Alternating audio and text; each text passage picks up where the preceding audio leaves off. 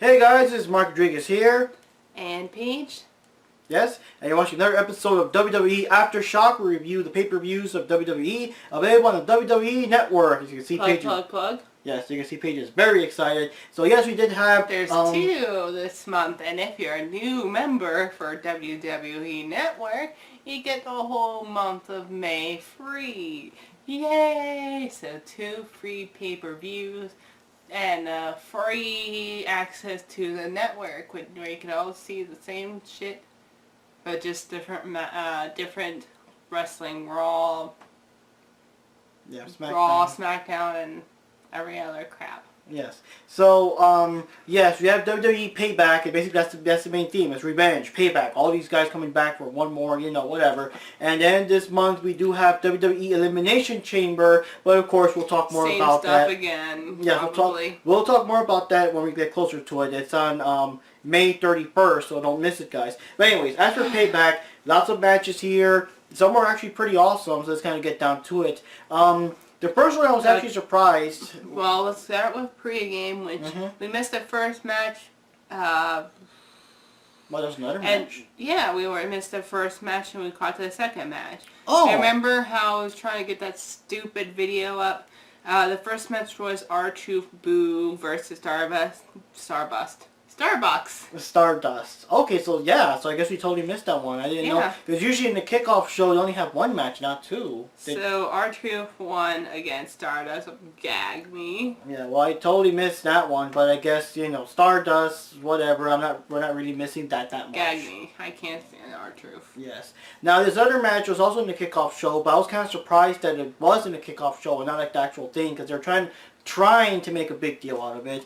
Which is the Ascension versus the Mega Powers, which is Axelmania and the new Macho Mandow. Yeah, so let me explain this real quickly. Well, first of all, I missed all this stuff, or at least Mandow, Macho Mandow. I had no idea about that. Yeah. I knew about Axelmania, but the other guy, Zandow, yes. Zendow, or how he pronounced his original name. So, well, you guys already know the whole story with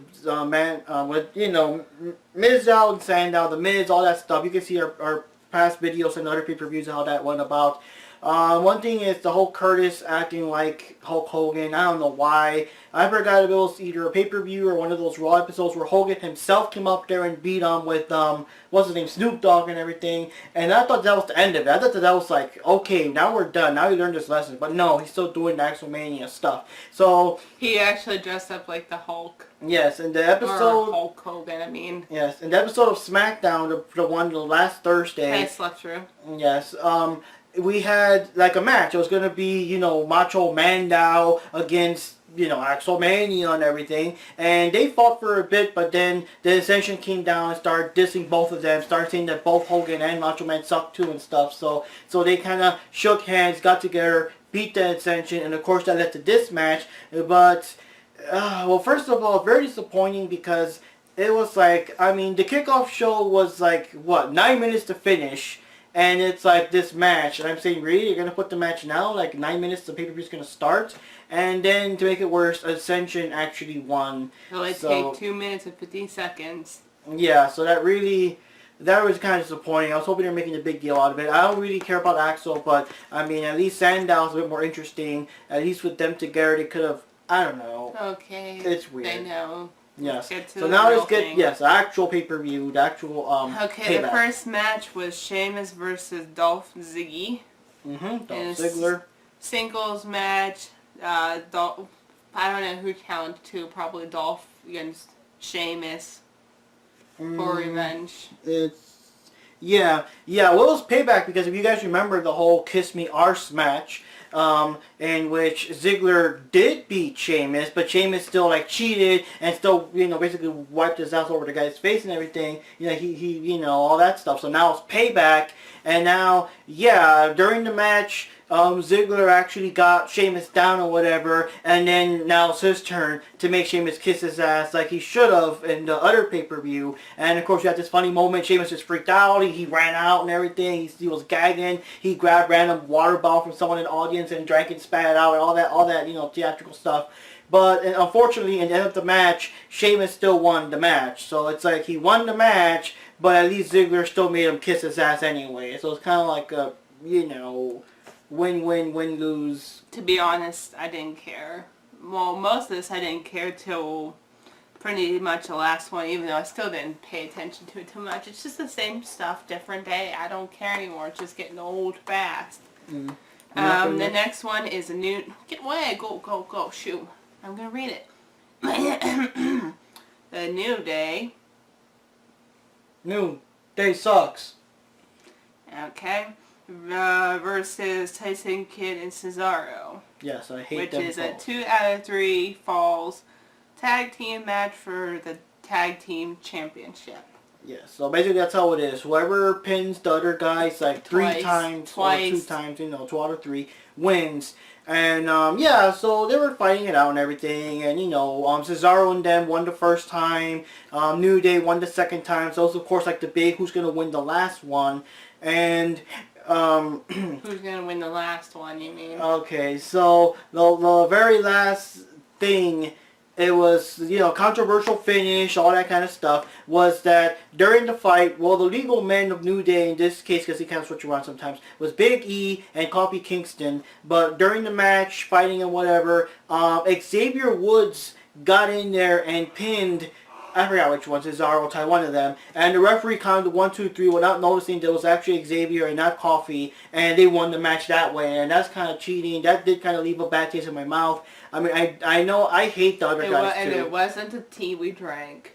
Yes, I hate Cesaro and Tyson Kidd. I'm tired of them too. I wish it would go away. Paige brought up a good point that there doesn't seem to be any good tag teams left to actually challenge any of these guys, because I don't think people would take the Matador seriously if they defeated, any of these guys. And of course, with Goldust Dawn, there's no more Goldust and Stardust. I mean, it's like running out of tag teams here.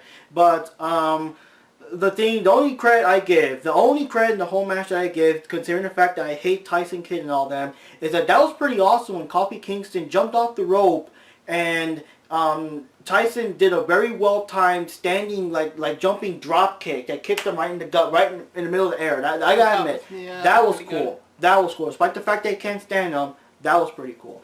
But yeah, so New Day won. They kept their titles.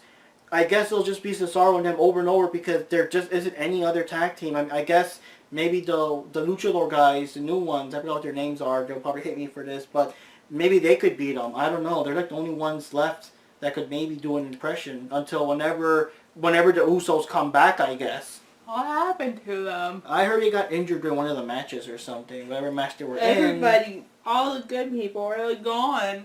Like, Paige is gone because of injury. Usos are gone because of injury. Maybe that's why Naomi just started coming back, because they're gone. Like, the peace-loving guys are gone. Yeah, because it would be weird. I don't know how they're going to act if they come back and then Naomi's still like that. With her flashing boots. It's very contradicting. I don't know. Okay. I'm trying to think. Yeah, a lot of the good people were gone. And one thing to also announce is that Daniel Bryan also announced he's officially gone because the injuries are just too serious. I mean, he wasn't even supposed to come back the first time with a neck injury, and he still came back, and that also starts the whole Elimination Chamber because he officially released the Intercontinental Championship title, and of course the Elimination Chamber is going to be about that, about who is going to win that title. Of course, Roman Reigns. As it keeps going, they'll keep, mentioning who's going to be actually in it. Okay, you read. I'm not going to read out loud. Okay, Bray Wyatt versus Ryback. Yes. Now, one thing I got to say is that I can't actually remember the last time Ryback had a good one-on-one match because he's always with, like, tag teaming with other people or, like, the Survivor Series. All these little matches. But Ryback versus someone, I haven't really seen a title match with him. And, yeah, it was a decent match. I don't know why they start versing each other. Oh, what's his name? Bray Wyatt just start picking him for whatever reason. But still, I don't understand. Because Ryback is fearless. He's not afraid of anything. But, he wants to show off. I've been sleeping and ignoring Raw and SmackDown for the last so many times because I've been working all the following days, and they're always so early, so I want to stay up too late, and usually I either fall asleep to it, or I just completely don't care anymore because it's the same stuff, different day. I'm just getting tired of it. The silliness and just the repeats that I don't care to watch anymore. And we're not watching wrestling tonight. We're probably watching Full Metal Alchemist. Full Metal Wrestling. Okay. But anyways, yeah, so right back, I guess, we're talking about how furious he is. That's what made Bray Wyatt go after. Oh, I'll show you that, yes, sir, I'm the true face of fear. You will fear me, and all that junk. So, a decent fight. It was pretty interesting. Unfortunately, at the end, Bray Wyatt still won. I really would have wanted Ryback to win. Ryback was being a Ziggy. Yeah, that's the bad thing. I'm sure I said in other videos before. Yeah, Ryback is, he's tough in the beginning, but then he gets beat down, and he's just struggling throughout the rest of the match. I wish he would keep the enthusiasm. He's cute, adorable. And he's adorable in his bulky kind of way. Another person has been seen on the show, Big Show. Oh, I think after the whole Roman Reigns with Big Show thing, now is Big Show's turn to be injured. He's also like gone for a while. After. And The Miz has been gone too, but I think he's filming something. Yeah, probably. Well, he's filming a hottie movie with Paige, so I was like, Paige, why did you reduce yourself to that? But anyways. Okay, next is the Stop Peeking, even though we watched it.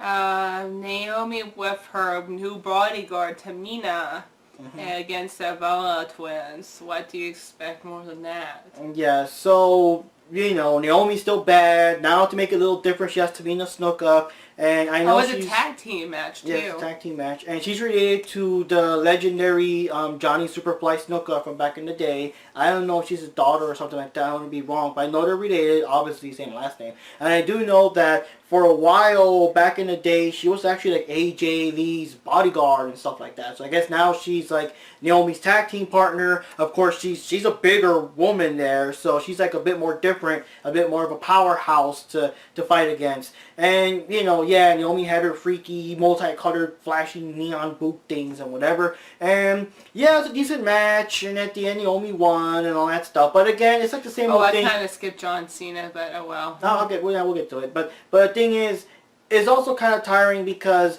the Bellas are always going to be champions. Yes, they lost this one, but it was a tag team match, so the titles were not on the line. It's a tag team match. Whenever it's a tag team match, like whenever I think Paige and AJ Lee also beat them, like, yeah, they lose. But when it's like the titles on the line, you know, yeah, they always win anyway. So it's like, I just want these girls to lose the title already. And it's confusing because I also don't want Naomi to win either. I mean, just bring Paige back or bring one of the new divas from NXT. Just bring someone. Just change the title. Just defeat the Bellas already. You know, make them lose, but make the loss count. You know. I'm bored with it. Yeah. Okay, now reversing to John Cena's versus Rusev. Yes, and to explain for the I Quit match. Yes, I Quit match, and the only way to end this match is have the other guy say I quit. And well, several things I want to mention. First of all, it was kind of stupid in the beginning because for any little thing that they're like knocked down, the guy was already, do you want to quit? Do you say you quit? And like, no, you know, that stuff. And I'm like thinking, guys, they take more damage than the regular, like a normal match on Raw. Let the fight kind of go on for a bit when they're seriously injured, then start shoving the mic in their face, you know. But yeah, so we already know about the Cena and Rusev feud. I won't really go too much into it. You can watch our last videos about it. Just keep watching all the last matches against John and Rusev and the same thing. But the thing is, since this match, the only way it could end is with the saying I quit. It basically became an Extreme Rules match. It was crazy. They went to this area. It was like, I guess, near the entrance where the logos appear and stuff. It was hard to tell because I never seen that particular perspective before. Like the behind the scenes stuff. Yeah, and they were like throwing junk at each other and stairs and things and just beating each other up, and it was just like it was just intense. They were really like throwing stuff at each other. I mean, I can't really remember off the top of my head because there was just so much things they were doing. Tables, but one thing, laptops. Yeah, the laptop. I think Rusev was smacking Cena in the back with a laptop. It made me laugh because it almost looked like this one. It was like a small gray laptop just like that one. But another thing is that Rusev wanted to like throw Cena against the fireworks display where all the pyrotechnic stuff comes out, but it backfired. Instead, Cena threw Rusev on it, but then when everything blew up and stuff, it even knocked Cena back. He fell on his ass and everything. But yeah, so at the end of the match, when he finally got back to the ring, started fighting and stuff, Rusev actually loosened up the ropes and was trying to use the ropes against Cena. rope. Yeah, the top rope. But Cena used it against them and did his, I don't know what his submission hold is called, I'm sorry, and used the rope on it. And basically he was... Let's go Cena. Yeah, Cena sucks. Okay. Let's go Cena. Cena sucks. Okay, but anyways, Rusev was yelling out, Russian stuff, and Lana was so worried, she just jumped into the ring and like, he quits, he says he quits, oh my god, and everything. So that counts as the he quit thing, and Cena won, and I assume that this ends the feud already, finally. But of course, now Rusev that's never gonna happen. Well, that was the whole thing of this one. This was supposed to be like the fight just to end it already. They announced it's the final chapter. Rusev will probably start bothering someone else now. But, why? Who else would he even bother anyway? He'll find someone. But anyways, that's how wrestling works. After a couple of matches, they just end it, It's like Bray Wyatt versus Dean Ambrose. They fought for so long. After a while, they just ended it, And then they start going after Undertaker. But anyways, so we had some backstage, behind the scenes stuff. And Rusev just yelled Lana to get the hell out. Like, just piss at her, get out and everything. So we'll see, of course, where that goes. So what's next? Neville Longbottom versus King Barrett. Neville, okay. And by count out. Yeah, so it was, that was a strange one. So basically, this is their payback because during the King of the Ring tournament, Bad News Barrett defeated Neville, and that's why he's now King Barrett. So now this is like the payback on that. And yeah, it was a pretty good match. And of course, Neville was pretty fresh and new in the WWE, but he does have a big role in NXT. I think he's a champion. He has very awesome moves. I mean, the Red Arrow is just so awesome and everything. So, decent match, blah, blah, blah, blah. But the main thing is that when Barrett was thrown out of the ring, and it took him quite a while to get up, we thought he was going to lose the count out. But then, he was going to get up. But then, since the referee was counting 8, 9, it's like he was like, hey, you know what, fuck it. He just didn't get in and purposely lost after the 10 count. So the match ended. Neville's not happy because, no one seems to like to win due to a count out. But then Barrett just came in anyway, started cheating, started doing the bullhammer arm and everything. But in the end, Neville still beat him again, ended the Red Arrow, and now that was a more satisfying victory there, Well, this is the point I wasn't really paying attention. And the last but not least, the main event. Wow. Well, the sad thing is that John Cena fight took longer than the Seth Rollins fight. Because Seth Rollins versus, with his... A fatal 4-way. With his little posse. Roman Reigns, sexy. Dean Ambrose, still sexy. Randy Orton, don't care. Okay, so yeah, it's fatal 4-way, and it was supposed to be Orton versus Reigns. There was some fight in the past that whoever wins would face them, but they threw Roman Reigns in there, they threw Dean Ambrose in there, so it became a fatal 4-way. You mean Rollins? You said Reigns earlier. Oh, well, Rollins versus... Yeah, and then they had the thing...